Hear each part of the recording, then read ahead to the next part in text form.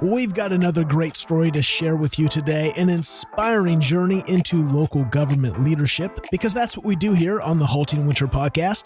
We tell the stories behind the titles, the unique paths into public service, and the moments that shape how these leaders show up, even when the work gets heavy. Every day, local government quietly makes modern life possible, and behind every service is a person doing work that often goes unseen.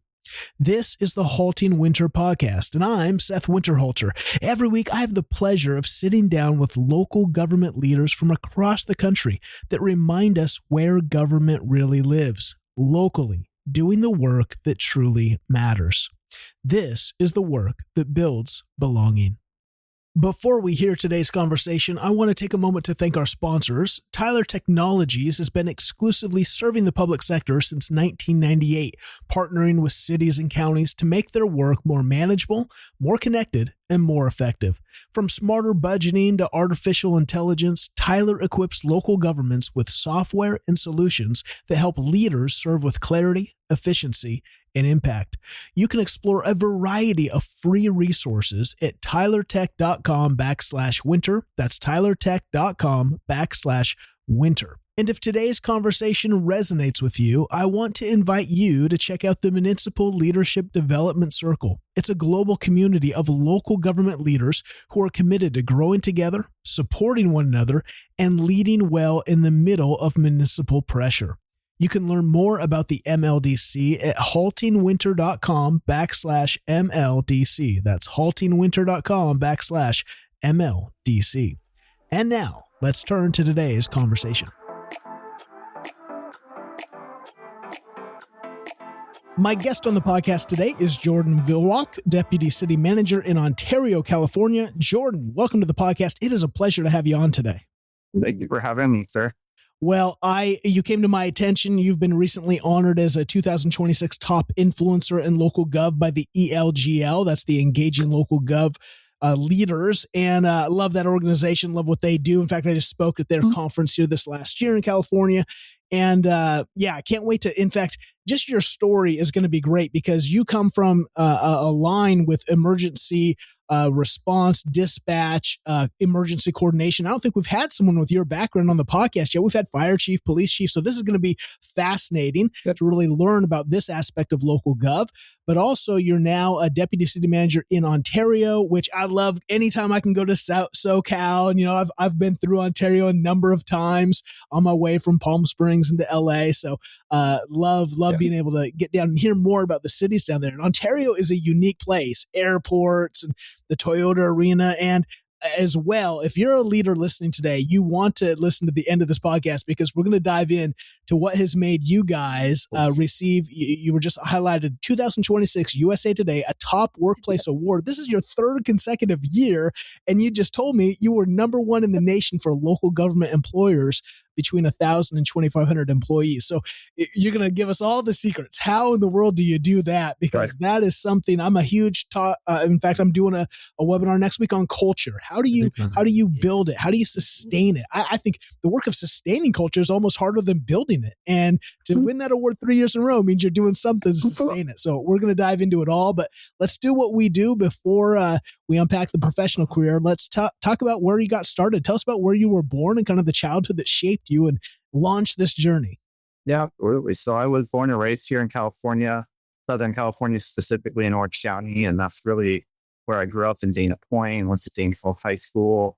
I ended up finding myself at junior college. I played athletics, so I played tennis a lot throughout my juniors and all the way through college. And then went to Concordia University in Irvine. And that's where I got my undergrad in political science. And then I started right after that, or actually toward the end of it, was hired as a dispatcher, 20 years old, hired as a 911 dispatcher for Laguna Beach Police Department, where I was a sixth floor, kind of learning about the law enforcement career before that.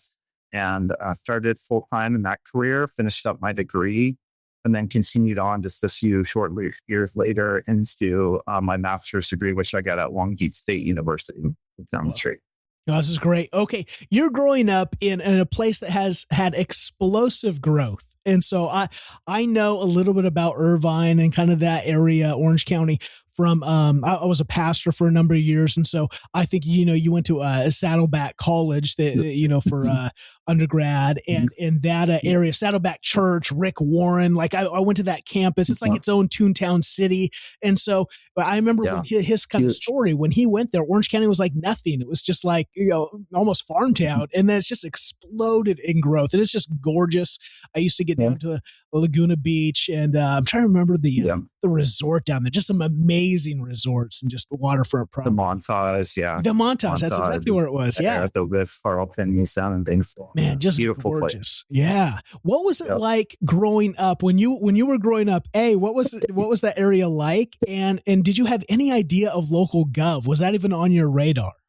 It really wasn't until I joined the Explorers and really got that interest in law enforcement. Was able to, in that program, which is like a portion of the Boy Scouts, so you get to go and do ride-alongs and do classes and learn from. It's about what local government specifically, but also into law enforcement. I was really able to learn a lot through that program. Growing up in Orange County, you said it's blown up tremendously. I mean, I was there before the Irvine Spectrum. I grew up down in southern Orange County where we go to the beach and just spend a lot of time outside with hiking, mountain biking, surfing, all those fun times. It's great weather here, 72 degrees year round, basically on average. So brought quite a lot. And it's definitely changed a lot with the housing impacts and all the developments that's taken place and the growth that's just within Irvine alone, like you mentioned. I bet. I grew up on a ranch north of Seattle, and I remember coming home after college. I did my college undergrad in Springfield, Missouri. Then I was in New York for my first master's degree. I remember coming back, and like they did this development on this one exit that was literally nothing. It was forest and cow pasture. I came back and it was Red Robin and Costco and Best Buy and every fast food. It was just like, I thought I was in a time warp. Where have I gone? I can't imagine being in some way. It was like every 2 years, like it's a whole new place, like just the dynamic growth of that area. How old were you when you started the Explorer program? So I was 16 or 17 years old when I joined in. Learned a lot. Got to do a lot of ride-alongs, got to do a lot of events and parades, and got to learn in different aspects of law enforcement, and kind of made the decision that, full-time law enforcement career as an officer really wasn't the route that I wanted to take. And so they had an opening in dispatch. I was able to learn a little bit as an explorer in that avenue. And then there was a vacancy that opened up that I ended up testing for and obtained, which was a really cool profession. You're like in the center of it all, challenging job, multitasking, learning a ton, not having as much life experience as some people in that area. You kind of grow up pretty quick. But it's the camaraderie, the work, it's just the helping citizens every single day, whether it's with, an illegally parked car or an animal that's stray, all the way to the emergencies and the challenges of the topography that exists in Laguna, whether it be a water rescue or a remote rescue or a veg fire or landslide. Like the state disaster definitely happen more often than we'd like to in Laguna Beach. And so I was able to learn a lot, wear a lot of hats during my career. Yeah, it's so fascinating. So you're going to go to Concordia University for your undergrad in poli-sci, and at the same time, you're going to work for the city of Laguna Beach as a public safety dispatcher. And again, with dispatches, this is police and fire, but it's marine safety, like you just said. So it's, and I can't imagine as a young person, like you said, there's the stray dog, there's the illegally parked car, there's, everyone calls 911 for everything. But then there's there's tragedy, there's chaos, and having to learn from such a young age to be a voice of calm, to really stay rooted. Tell us about that. What was that like? And did you know, as you're going to Concordia, were you pretty solid on this is what I want to do? Like, this is my career? No, I really thought it was just a great job. I was done working at restaurants and serving people. And so there was an opportunity to work weekend graveyard shift, Friday, Saturday, Sunday, and still go to school. And like everybody that age thinks that, once they get the degree, the world's going to open up and every opportunity is going to jump out. But, a couple of years into it, it's a really great job. You learn a lot. Like I said, that you almost get, stuck into the culture of law enforcement, just has good camaraderie and support. Great leadership, every day is something different in dispatch. You come in and you literally have nothing. You have no idea what's before you for the next 12 hours. But on that same token, when you're a dispatcher and you leave for the day, you leave every work behind. And I know some of us now in the administrative roles wish we could close the door and turn the lights out of our job, but tends to follow us places. Dispatch still doesn't, which is kind of nice for that career. Yeah, you kind of, I'm sure, have to just, leave it at work because of that. I'm sure, when you're on, that's an emotional, you're dealing with people at their emotional heights. And so trying to be that calm and present, but I'm sure you're sucked into that. You're trying to carry that with them. And so, yeah, to be able to turn that off. You work there throughout your entire undergrad, and then you stay on, and then you start your master's degree in emergency service administration. I think that you get a master's of science in this. I didn't even know this degree existed. Tell us about that. And for our younger audience who's kind of looking for options, it's always fascinating to see the different schoolings and trainings you can get for these specific areas. Yeah, it was definitely new during, the late 2000s, if you will, when it started, emergency service administration, which was really driven towards those in the public safety career, police, fire, but then also emergency management, which has been a career that's been growing in the last couple of decades. And this is your disaster preparedness. You're preparing the city, our emergency operations center, being able to figure out how to deal with all the disasters and the issues that come before us, whether it be a pandemic like COVID, all the ways to landslides, wildfires, flooding situations. And they're also the key point for a lot of grant funding, working with the state as well as the federal government and FEMA with disaster recovery and public assistance when disasters take place. That career is super challenging. On one day, you might be an analyst level position doing administrative work, which is always valued at the public service level. But the next day, you can literally be one of the most important people in the room, standing beside decision makers who are making decisions based on details and planning that the emergency manager has done for their organization. So that was something that I was really drawn to. Laguna Beach, as I mentioned earlier, has some unique topography, which makes it really unique and beautiful as well. It's the canyons, it's the open space, it's the coast beaches, but with that comes a lot of hazards. And, in my time there, working for the police department in those 15 years in various roles, we've had a significant landslide, we've had significant wildfires, we've had, tsunami alerts, we've had the COVID pandemic, you have, all of that takes place, and you have to be prepared to protect your resident base. Right? Maybe two things. You finish your master's degree, and then you actually become the emergency operations coordinator for the city of Laguna Beach. And we all, at least maybe in our recent memory, we remember the fires that happened down in Southern California here recently. And one of the things I think, again, this is why this podcast exists, to highlight the work of local government. And one of the things we can think about is, you're training, you're doing your thing, but here this thing happens, this horrible thing, and all you hear in the media is the negatives. Oh, that this thing wasn't this reservoir and blah blah blah blah blah blah, and they have no idea. It's but if you didn't have you and those trainings, it would have been probably 10 times, 100 times worse. And you can't, that's one of the things when you're fighting nature is huge.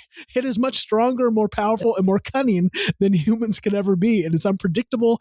And yet, we want our people to be trained up in that. We want there to be exercises, let's say the funding, the grants, so that there can be a better level of preparation. We'll never get it perfect because that's just, or the times when you do get it perfect, it's not on news because nothing's reported, right? And so maybe talk. Of course, and it's only grown with technology, right? Alert and warning is the big key in that industry. The ability to send, digestible messages to your cell phone through radio system, through outdoor warning system. That's complex in itself. Be able to do it in multiple different languages, have to do it right away with no delay, to be identical to different areas. Because in one area of your city, you might not want them to evacuate because they don't have the threat, although the perceived threat is going to be there. In another part of your city, you might need them to evacuate. But how do you get those complex, dynamic messages out quickly and that are really spot on and specific?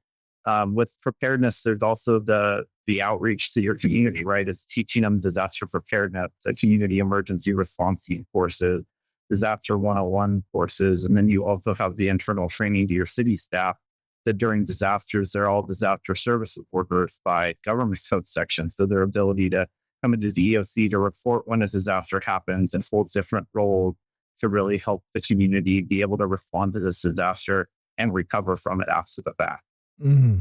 One of the things I think about is Florida. We've had a couple of city managers from Florida on who've talked about, just the hurricanes that come in and just the destruction and the repair and all the work that local gov is, I'm sure still in Malibu, they're still recovering. They're still local gov is still doing a ton of that work. Public Works at work.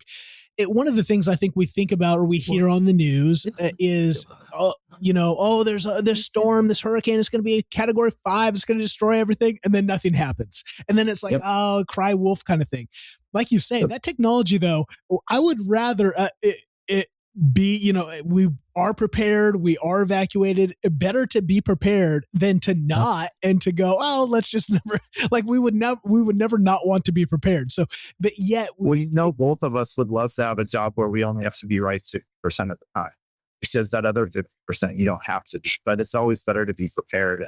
And if we knew about something coming in and we didn't have that information along, that's way worse than having people be prepared and then we're lucky that it didn't get. So absolutely. So that's why I just want to highlight that this technology and these services are wins, and that we shouldn't look at it. Well, it didn't come to pass as a negative. That's a win for us that it doesn't get, that we were prepared. Absolutely. That, hey, we can take down the plywood and still, be good with it. So you serve in this position. You work for the city of Laguna. Maybe talk about Laguna Beach. What's unique about that place? Population 22,500. This is south of LA, Anaheim, Irvine. It's the south of that. And so what's unique about that place, and what was your time there? Anything that would help the audience kind of understand the uniqueness of Laguna Beach? Well, I think that it's got 24,000 residents, but see, upwards of 6-7 million visitors a year. So if you're dealing with a population that's transient coming in for the day, it's enjoying the beautiful beaches, but at the same time, they don't know the rules and the regulations, disaster response areas, how to evacuate if necessary. You also have some big resorts that bring a lot of influential individuals that we have to also protect and provide service to. So there's a lot of wear and tear on the city by way of the visiting population that comes in. Also a coastal community. So for those people that work for a coastal government, the challenges that are involved is just not police and fire. You also have marine safety. You have all the complexities of the wildland and urban interface that has a lot of trails that make it really beautiful to come visit as well as live within. That comes with challenges too. We don't always have an address to go to for emergencies. So you don't have 123 Main Street. Sometimes if I'm off this trail and then I made a left and then back over here by the big oak tree and need help now because my friend's not breathing. And so that also exists in beautiful places like Laguna Beach to take place. But that city also is a full service city, as I mentioned. So police, fire, lifeguard, public work, the water departments there. It has a lot of partnering agencies. So you get to learn a lot. And then my job there for 15 years, I had the privilege to work for the city of Laguna Beach. I learned a ton, wore a lot of hats, and I brought a lot of that experience that really made me be able to make the right move while I was ready for question. May is National Cities, Towns, and Villages Month, which means it's a great time to recognize the people doing the amazing work that keeps our communities running. The work most people rarely see, and if we're honest, hardly ever fully appreciate. It's the work that doesn't slow down, and yet it's the work that's expected to be done day in and day out. Right now, that work is getting a little bit easier.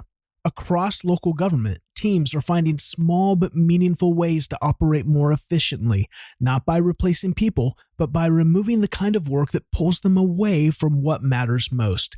Things like drafting routine responses, sorting through data, managing workflows that used to take far more time than they should. This is where AI is starting to make a real impact, and Tyler Technologies is helping local governments do exactly that with tools designed specifically for your world, practical, secure, and built to support your team without adding complexity. Tyler has put together a free ebook on AI and efficiency in local government, along with additional resources to help you explore what this could look like in your organization. Find them all at tylertech.com/winter to help you keep doing the work that matters most. That's tylertech.com/winter. Now, back to the conversation.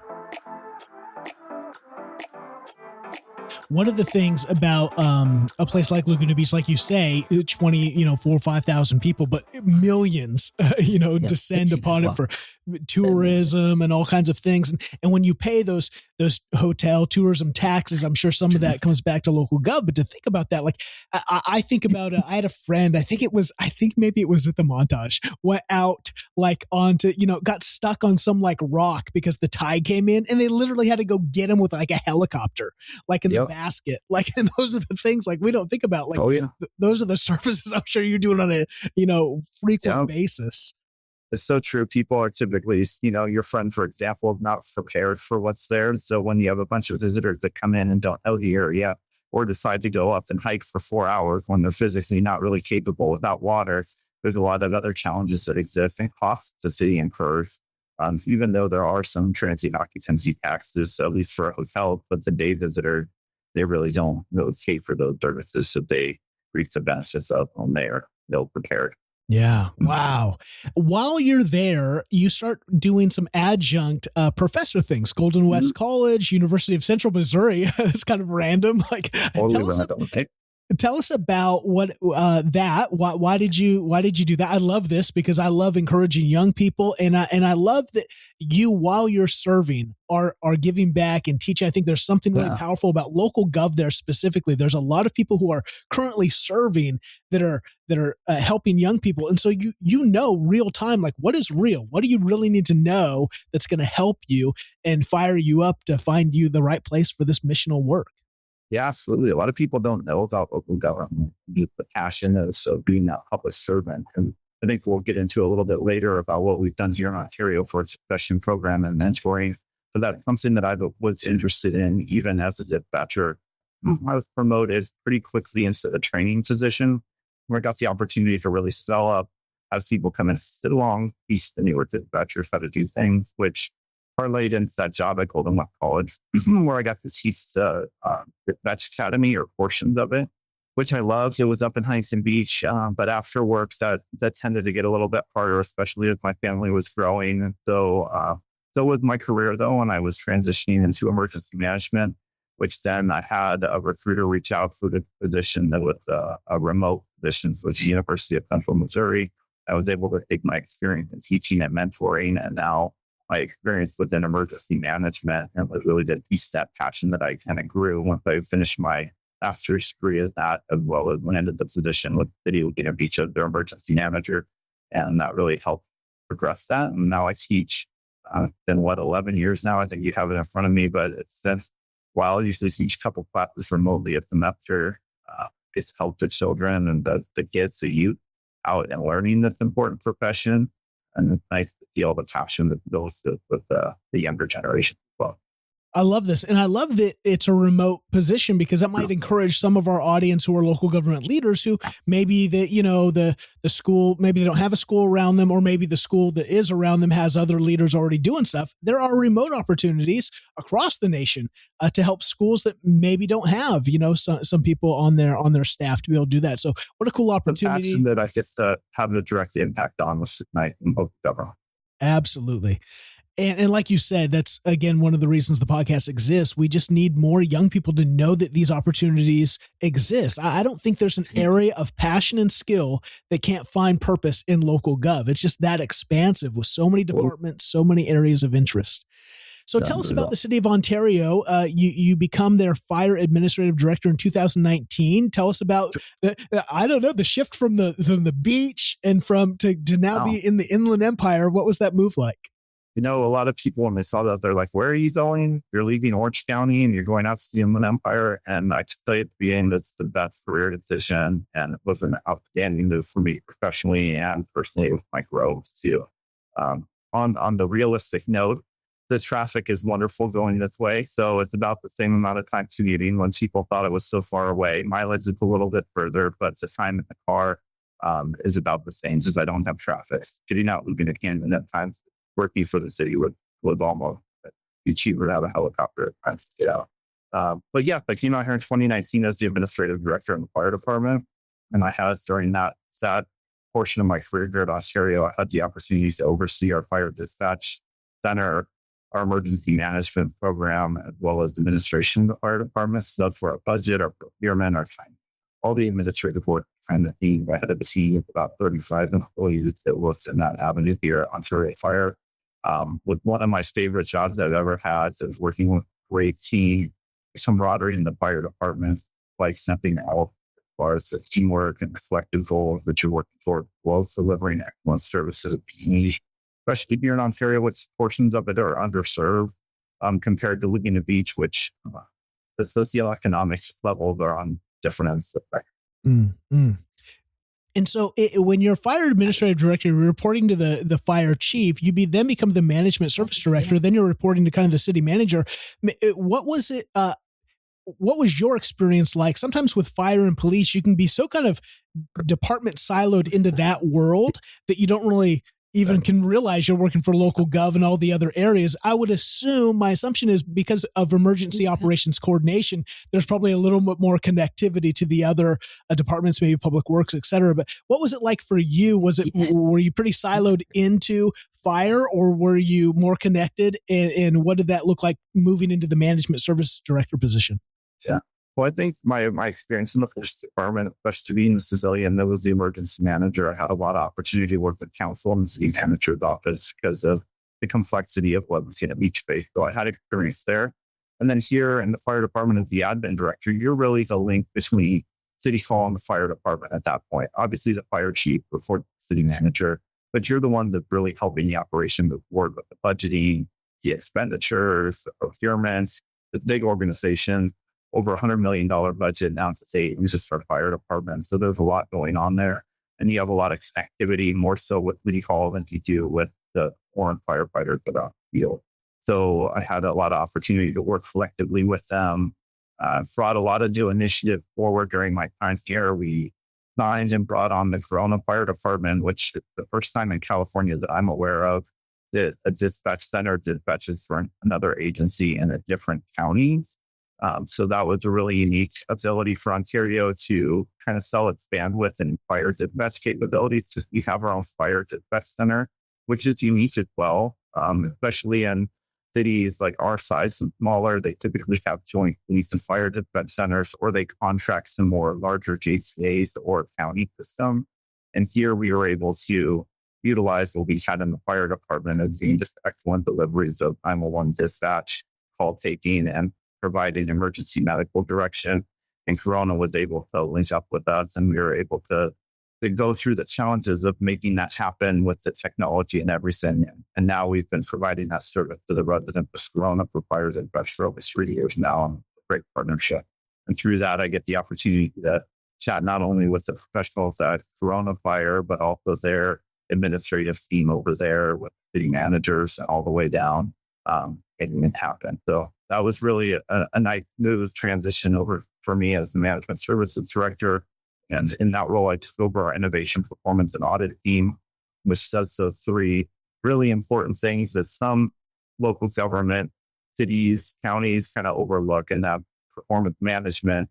How are you able to drive for success? How are you tracking your results? How are you utilizing the data to move forward and make smart decisions? How is your strategic planning operating? As well as your audit component too, is making sure that you're doing the things like the qualities you have in place and really checking the oil on the engine, if you will, to make sure that you're operating in that full piece. So that was my role as a management services director, which leading that team of professionals, as well as supporting the city manager and the manager of the project and council. So it was definitely an interesting switch from being in public safety for my first, what is that, 18 years of local government experience and then moving right into city manager's office. It was growth, and every time with growth, sometimes you have to get use a challenge that exists. And I learned a lot. So something I was really glad I had the opportunity to do. And I've been in the city manager's office for over 3 years now, and learn every day. But I still get the opportunity to support, the passion of public safety and how I grew up with both supporting the fire department, making sure that get what they need, help strategize with them, help them drive this stuff. So even in my role over time. I love it.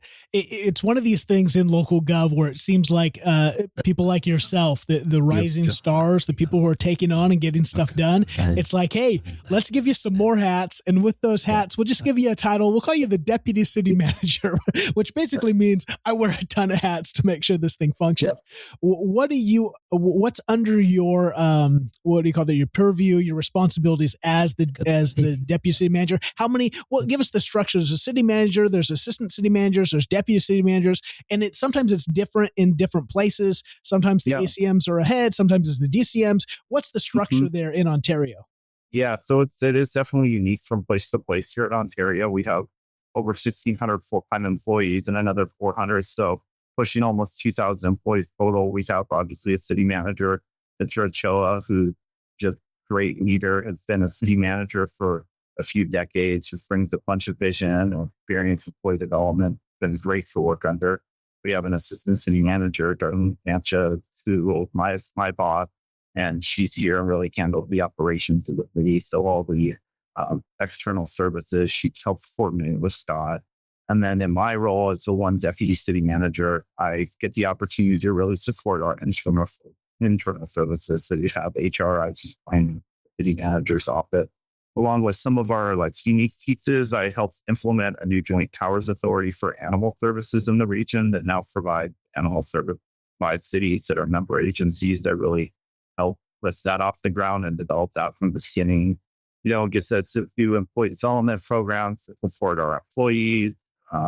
Those are just a few of the things, random projects. I run a lot of the contracts that we have with the airport, with school districts and such to make sure that we're in line with providing the right service. Really, like everything that whatever lands on your desk or it doesn't have a home, it tends to find an outfit. I love this. So when you moved from Laguna to Ontario, how many people were like, Ontario, you're going to Canada? What's going on? I mean, Ontario, it seems like you probably get a little bit of that. Oh yeah, I'm in Ontario. Totally. We lean into that joke, though. We lean into that for sure. I love it. I love it, as you should.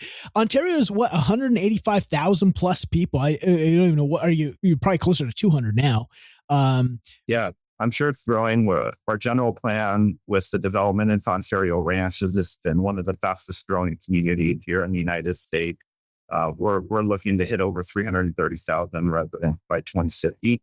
So we're growing quick, and you can see it already in the ranch that used to be a bunch of agricultural land.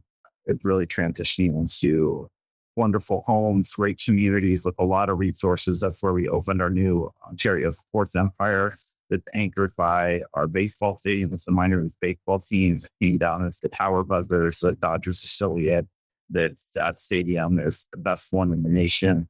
Just beautiful, great family events. And now that's it also has an entire sports empire around it for a lot of travel baseball. That can be done down there. So Ontario Ranch is growing about 1,200 rooftops that we saw every year are developing and opening down there. So new homes are being purchased at that rate. So our population is growing pretty quickly. Wow, that's intense. And that's one of the things we're looking at telling more of the stories of cities. And I think one of the cool series that we want to do are these small minor league baseball teams in cities that really bring a place together. Well, the Coachella Valley opened up the hockey rink down there. Yep. And that has just brought that whole community together in some very unique ways. Because you talked about Laguna and Ontario, radically different socioeconomic situations. The Coachella Valley is one of those where you've got a lot of retirees that are wealthy, living, and then you've got a lot of a migrant community that's supporting that. And that hockey arena has brought people together and just and those unique cities together. And I'm sure Ontario has benefited the same. You've got the new baseball stadium. You've got the Toyota arena there. Again, one of the, I think you're saying one of the top 10 performers in the nation. And so, and you have the Ontario airport there. I mean, this is a very unique place that's got a lot going on. And again, people don't think about the airport and the arenas and housing and really think about local gov. We think these things just happen by osmosis and they just, it's the local gov that's, man, all the code, all the making sure like your place has, again, that grows with functions so that you have, you don't just have a housing development and then a manufacturing, facility right next door. Like we don't, I think, realize what local gov does. Speak about with growth that fast.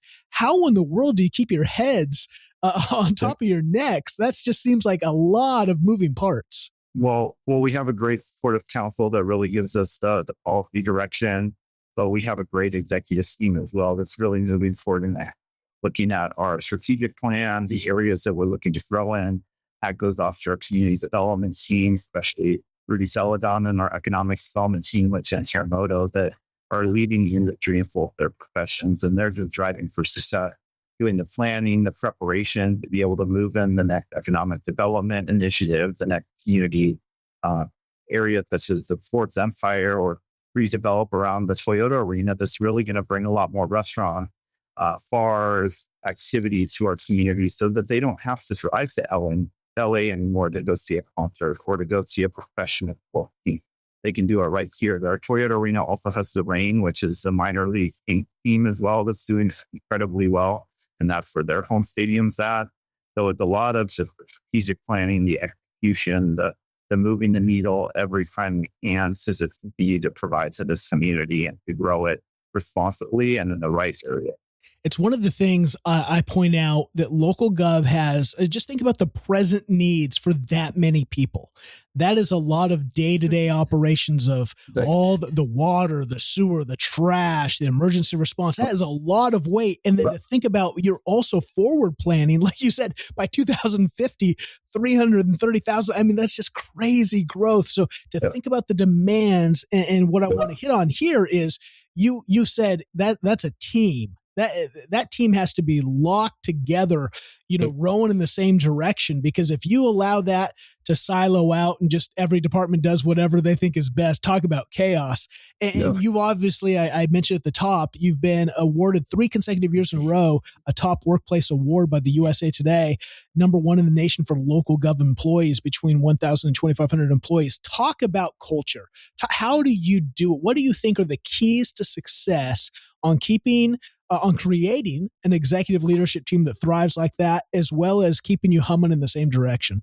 Yeah, I think that's a lot to unpack, Seth, but I think ultimately it has to do with consistency, about transparency, good communication, taking the time with really the intent to grow both your employees, but also making sure that everyone's on the same page and aligned. And we have a lot of systems that we've put in place. We have our strategic plan life cycle that makes sure that we kind of present the projects, develop the projects, present them to the executive team, get them approved, bring them to council.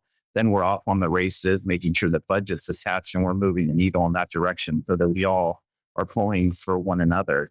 And the executive team is just really dynamic, but it also works extremely well together. Right now, we have an FTE or a full-time employee count that's capped at 1,517 positions is where we're at. And with that, we provide outstanding service. But there's times when one of our agencies, is what we call our department, might need a position and they don't have a vacancy, but another agency does.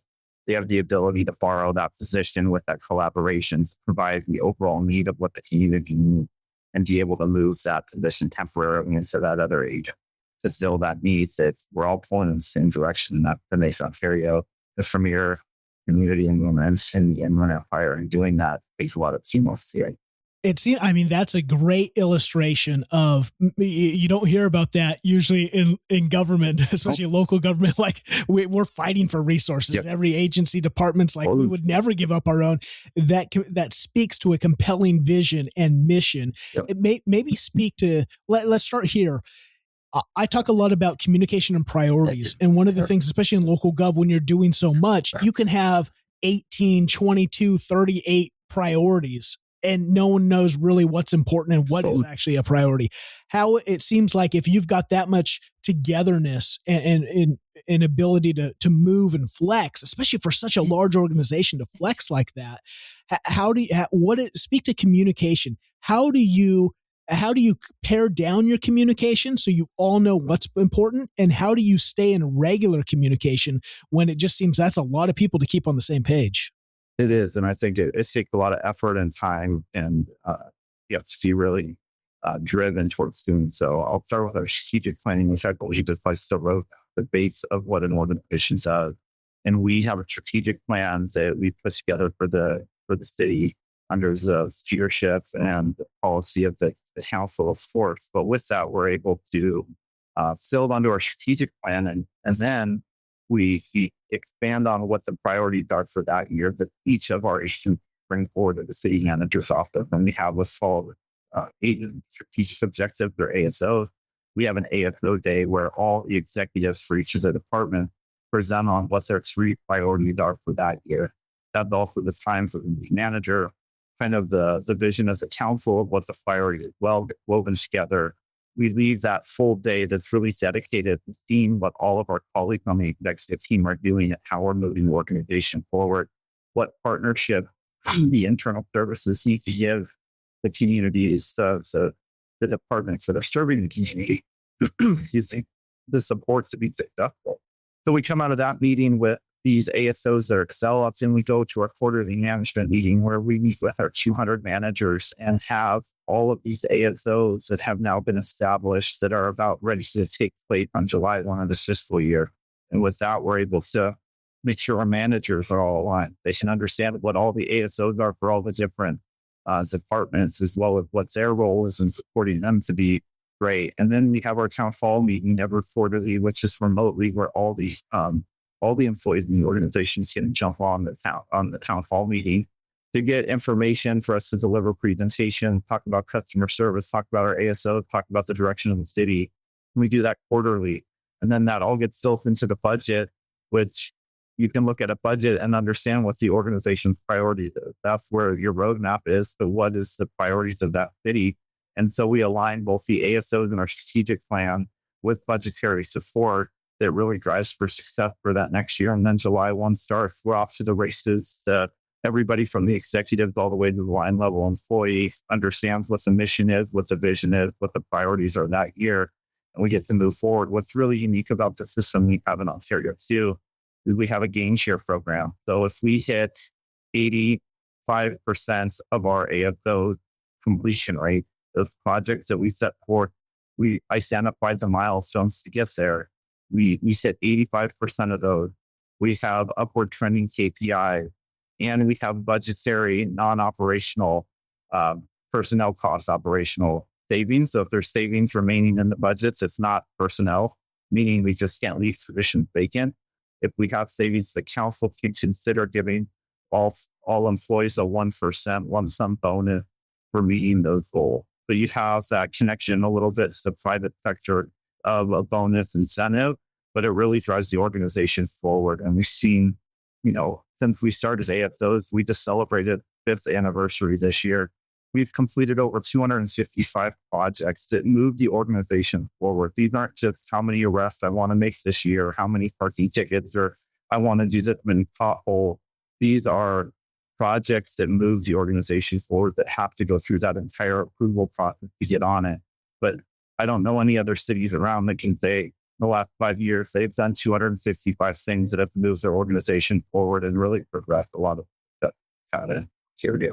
I love that. I think that's one of the things that we're missing out on in local gov is being very clear about our objectives and then getting people excited about completing them. And then celebrating them. Like you said, when you complete something, celebrate it. And again, if there's a way to give, not just if there's finances or just celebration, I think sometimes the work is so much that we forget to be like, hey, we did it. We accomplished this. No, and that's one thing we do. So it closes out at the end of the fiscal year, right? So by June 30th, we start looking and auditing all the agency strategic objectives, what's completed, what's not. We have quarterly check-ons throughout the year, so nothing's a surprise by the end of the year.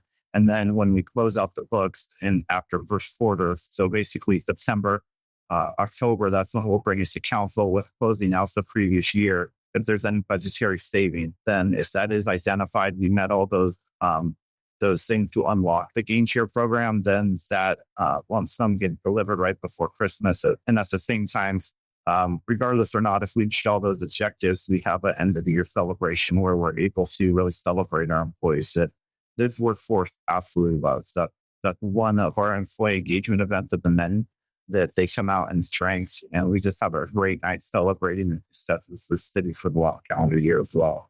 That's something that we use that's very unique. Right now, we also have these happy hour and a half that we're doing. And we do them for about 3 months time a year. And it's every Wednesday. And we bring in a different vendor where it's like either nice coffee, the churros, is it shaved ice. But the point of this is to bring employees together, but it's also to build those connections across agencies. It's got to break down those silos. So when you get to see, Samantha in finance or Ben over in community life and culture, and you need to talk about this program or your needs to support and supporting this thing that you need for the community. That's where a lot of the conversations take place. And we really wanted to build that space for employees to have that connection. And that's just another example of engagement programs. We have a formful tournament. We have our over the line tournament that takes place that builds that camaraderie. Everything from police and fire to, libraries, to our integrated waste and our public works employees, we all come together and we have this culture that's something that I haven't seen before on local governments, and that was really intentional. And because of all of those things that I've talked about, from our strategic plan to our consistency to our quarterly meeting to our life cycle we go through every year, really build that culture that works for. After more than 325 episodes with local government leaders and thousands of conversations on stages and workshops across North America, there is one pattern I keep seeing regardless of the size, the structure, or even the budget of the organization. The people who are the most technically skilled are often the ones we are promoting into leadership. But then we expect those technical skills to translate. But let's be honest, leading people is a completely different job, a completely different reality. It's like learning a foreign language. When that gap isn't addressed, it shows up everywhere. In communication and accountability, in the very cultures we're trying to create, build, and sustain. And it shows up in the weight those new leaders now have to carry every day.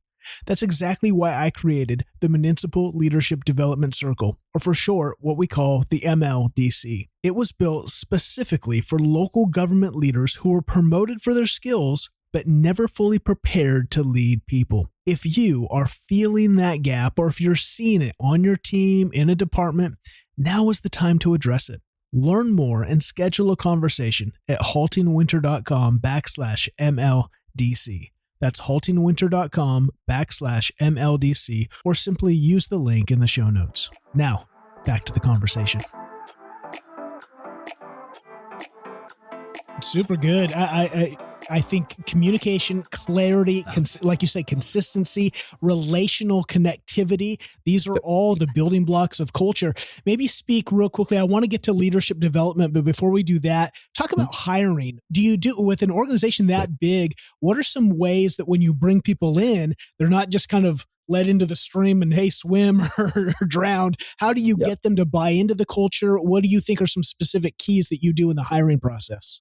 We actually have a culture guide that really shows about all the things that we have for our employees, whether it be, our wellness programs to our engagement activities, to our employee development, to the coaching that's available. And so they can really get that digestion of what is the culture of Ontario, but it's also up to the agency to really fill that into the onboarding that they do once they leave and then resources go back. We do have an incredibly low vacancy rate here in Ontario. We're sitting right below 5% vacancy in our position, which is wonderful. People are wanting to be here. They're coming to work here. Obviously, you're going to have your typical retirements or people that move away, et cetera, that take place. But that's something that we enjoy. We have those discussions open because we have such small or a low vacancy rate. Yeah, speak to leadership development. What are you doing specifically to keep people? Because that's one of the things of culture. I always talk about burnout. burnout I often see is less about overwhelm and more about boredom. If people are just kind of, especially in bureaucratic environments where they're just feeling like they're pushing papers from one pile to another, it's not very motivating. It's not very life-giving. People want to find worth and value. How are you using leadership development to keep the edge sharp and to keep people excited about growing themselves? Yeah, so we started right after COVID. We got a retirement separation incentive, which allowed people to retire that were eligible and leave the organization with a little bit of incentive, kind of reset the baseline of our employees. But it also forced a lot of our employees to grow extremely quickly right after that. 2020, 2021, we saw a lot of internal promotions, some external promotions that we reset the baseline and culture of Ontario with that. We started with a lot of leadership one-on-one training. We saw consultants that really help with how to be a leader. But from that, we learned that the employees wanted more. And what we wanted more as well is something specific to Ontario. That, you can teach them the basics of leadership. You can have them read the leadership book. But we wanted to teach them the Ontario way. And with that, we developed a 3-part series, which was meant for every group within Ontario, if you will. And if I can explain it, it really starts with our PACE program, which is Administrative Career Excellence. That was really meant for our administrative employees, those that are admin support, that are admin office specialists, the ones that do a lot of the administrative work in our organization. We wanted to make sure that they had the tool. And so that's a 6-week program that they go and they learn from different people in management positions. They get to practice putting a resume together, interviewing. They get to learn about how their employee growth exists. And then from there, we have our analyst boot camp. This is an area where we saw a lot of need originally, was making sure that our analysts are performing at that analytical level that is required here in Ontario. So this boot camp, that is a 10-week program that has different courses, from how to write staff reports to how to do budget analysis to all the things that are Ontario specific, again, taught by Ontario department heads and managers that teach different segments of it. And that's where we thought the list just growing with people interested. We also set a testing requirement for management analyst, senior management analyst position. And so this program, the Analyst Boot Camp, was designed to help our internal candidates be successful in passing that test so that they could be on the list for promotion. The one that's near and dear to my heart is our Management Performance Academy. That is one that, under the guidance of my boss, Jordan Sanchez, and for Vision, really put together the Management Performance Academy, also known as the MPA. It was specific to Ontario. And this is a 10-month program that we have a cohort go through. We're just finishing our second cohort. And this is very intentional that we have an application process. They have an interview process. They have to write essays. This is for management level employees that are interested in growing to be department heads or executives at some point. We have a selection process to keep the class around 16 employees across the organization. And over the 10-month program, they get to have the opportunity to learn about each of our different agencies. They get to spend the day with them. They walk them through their leadership journey, something about the organization that they don't know. For Public Works, they get to go out there and see what it's like to fill a pothole. For the fire department, they get to go through, an EMS scenario, all the way to even so the city manager's office. We do a mock city council meeting where they have to present at it. We also bring in public speaking instructors, teach them a whole day on public speaking. That's how to really refine that skill. We bring in a consultant, chief leadership, that's done outstanding work for the city of Ontario, but this is where they get to learn C management techniques. And like I said, it's a 10-month program. We have a graduation in June and really celebrate their success. And that's something we've seen. What's nice about it is when you see the fruits of your labor too, that these people are just so excited and thankful to be here.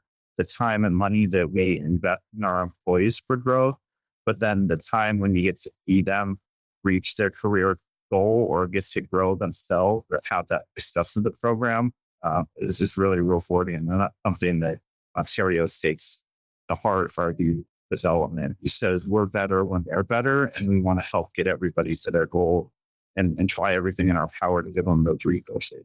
This is so good. And I just want to clarify again, you have 3 different programs and it's Ontario specific. So you've got Ontario leaders developing future leaders in the organization. I think that's one of the things that we miss out on is when your leaders are developing and teaching. It's kind of like you've been teaching, Golden West College, University of Central Missouri. When you teach something, it sharpens your own blade and can ignite you to be around people that are hungry to grow. And that's just, again, a culture builder when you've got all that kind of energy moving towards a destination. Yeah, don't they say when one person's teaching, 2 people learn? I think it's that one of the things, something to that effect.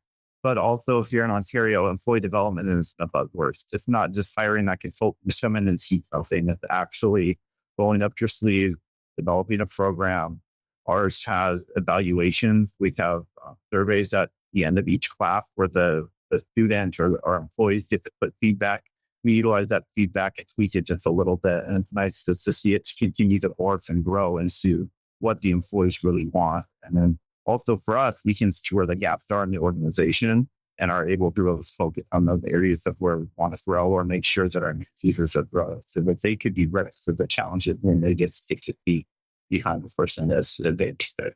So good. And it is one of those things, it seems like Ontario is very aware of the dynamics of what it needs. It's not just creating something to check a box. And I'm sure that you would be willing, if you're seeing that the MPA program that you've created it needs to be adjusted to meet the current need or needs a different, you do it. Like, it's kind of like, it's one of those things that the flexibility of not, local government kind of has a tendency to, well, that's the way we've always done it. And I think that's kind of the death nail to the totally. Death of innovation. You have to be able to pivot. I think after this cohort with cohort 2, we might take the next year actually to continue to invest in the first two cohorts rather than jumping right into cohort 3. So the organization with our 10-year and our succession planning is pretty much, at a foundational basis right now that we're not really having any gaps that we anticipate, as well as the succession planning and caps put in place. But not to say that we won't kick it off again, but we really want to continue to invest in those 2 cohorts. And that's an example of being able to pivot and whether it's doing specific stuff for them to continue their growth journey, specific to the NCA, the other 2 programs. Yeah. So good. I want to be mindful of your time. Let's close with 2 things. The first is it seems like, again, I love hearing about ways that a place like Ontario is really developing, really getting after it with strategic planning and with moving the needle forward to make a place flourish. Speak for a moment about things like the ICMA outside of Ontario. There's the ICMA, you've got the MMASC down there, you've got Cal Cities. What do you think is the importance of being a part of organizations outside of your city and for networking, for training? I always say local gov's so unique because you're the DCM. It's not, if you want to meet other DCMs, it's not like you can go down to the Chamber of Commerce and hang out with other DCMs and talk about your woes. You got to go to other cities, other places. What does it mean to be a part of those external organizations?